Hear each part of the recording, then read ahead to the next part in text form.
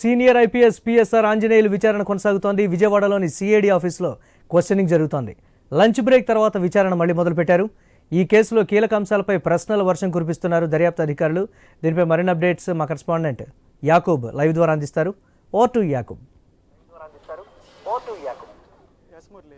సుమారుగా 1:15 ఇక్కడ senior IPS అయిన ఆంజనేయులు ఇక్కడ రావడం జరిగింది. ఆ తర్వాత సెకండ్ ఫ్లోర్లో ఉన్న సిఐడి కార్యాలయం సెకండ్ ఫ్లోర్లో పైన విచారణ కొనసాగింది. అయితే సుమారు 40 నిమిషాల పాటు విచారణ అనంతరం భోజన విరామం ఇచ్చారు.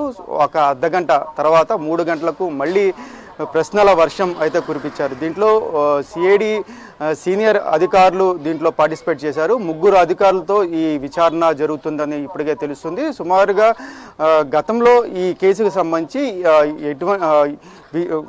పూర్తి విచారణ కొంతవరకు వచ్చినప్పటికీ ఆంజనేయులు మరికొన్ని అంటే గతంలో కొన్ని ఫిర్యాదుల నేపథ్యంలో ఇంకొన్ని సమాచారం కూడా ఇప్పుడు ఆంజనేయుల దగ్గర నుంచి తీసుకునే అవకాశం ఉంది. కీలకంగా జత్వానీ కేసు సంబంధించి గత ప్రభుత్వం హయాంలో ఐపీఎస్ అధికారులు కొంత ఆవిడ్ని ఇబ్బందికరమైన వాతావరణం నెలకొల్పారు. దాంట్లో ముఖ్యంగా ఆంజనేయులతో పాటు విజయవాడ సిపి క్రాంతిరాణ టాటా కూడా అప్పట్లో ఉన్నారు.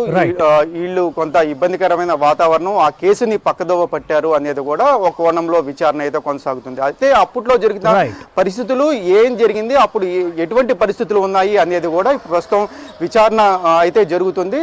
అయితే సుమారుగా ఇప్పటికే 2 గంటల పైచిలుకు ఇప్పుడు విచారణ అయితే కొనసాగుతుంది. అయితే ఈ సుమారుగా ఉదయం 9 గంటలకు అతన్ని అరెస్ట్ చేసి ఇప్పుడు విజయవాడలో తీసుకొచ్చారు కాబట్టి ఈ రోజు నైట్ సుమారుగా 10 గంటల వరకు విచారణ చేసే అవకాశం ఉంది. ఈ విచారణ అనంతరం ఇప్పుడు ప్రభుత్వ హాస్పిటల్కి వైద్య పరీక్షలకు తరలిస్తారు. ఆ తర్వాత కోర్టులో హాజరుపరిచే అవకాశం ఉంది. ఓవరాల్గా చూసుకుంటే ప్రస్తుతం అయితే సుమారుగా 2 గంటల నుండి 2 గంటల సేపు ఇప్పటికైతే విచారణ అయితే కొనసాగుతుంది అని కూడా చెప్పుకోవచ్చు.